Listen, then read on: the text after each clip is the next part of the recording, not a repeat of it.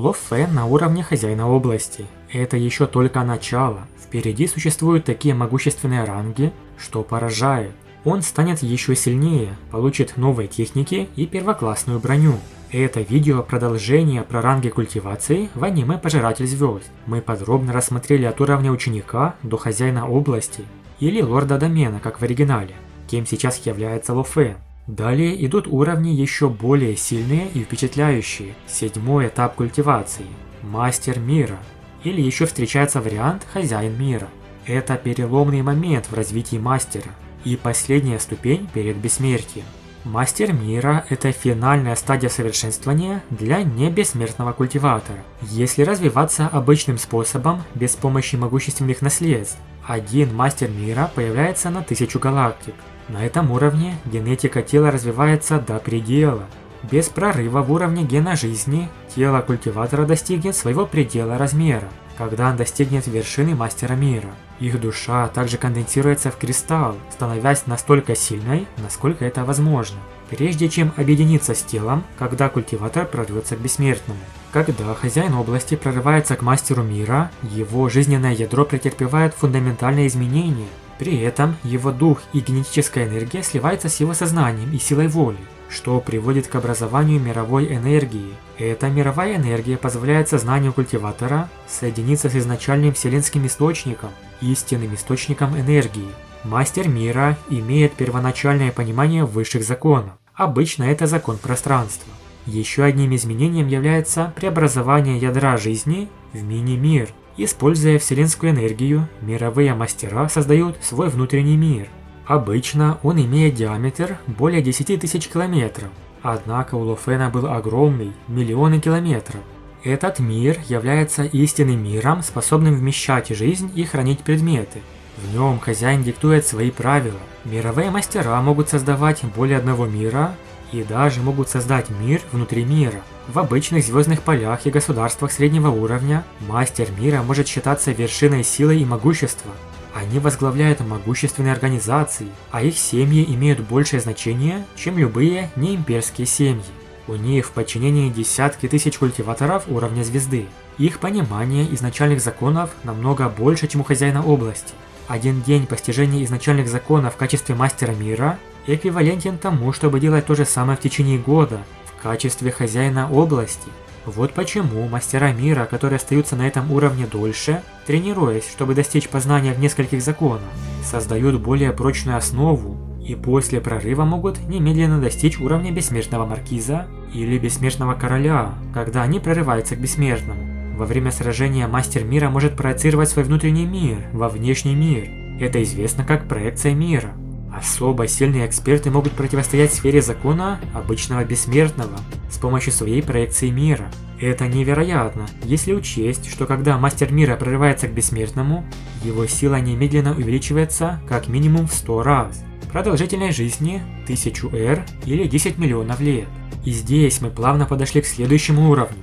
8-й этап развития – бессмертный.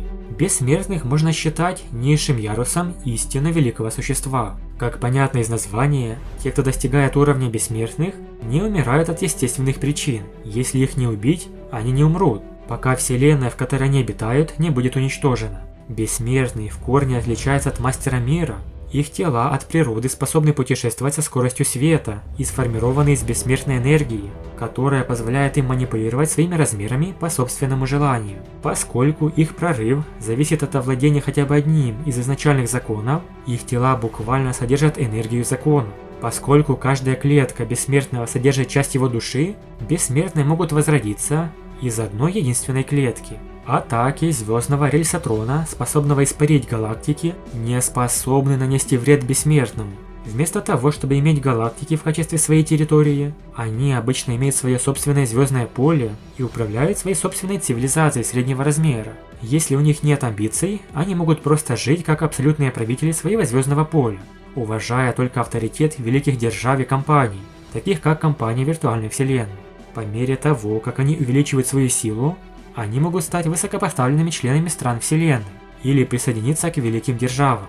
Даже бессмертный маркиз, такой как Хуяньбо, учитель Ло Фэна, был хорошо известен в стране вселенной Ганьу.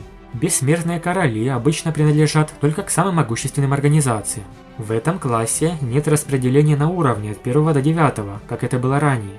Уровень культивации бессмертных обычно делится на 3 подкатегории, в зависимости от их силы. Бессмертный генерал, бессмертный маркиз и бессмертный король. Учитывая такое деление, бессмертный король примерно в 1000 раз сильнее бессмертного генерала. Как мы говорили ранее, те мастера мира, которые не спешили с прорывом и заложили прочный фундамент, могут сразу продвинуться к бессмертному королю. В свою очередь существуют понятия как пиковый бессмертный король и непобедимый бессмертный король.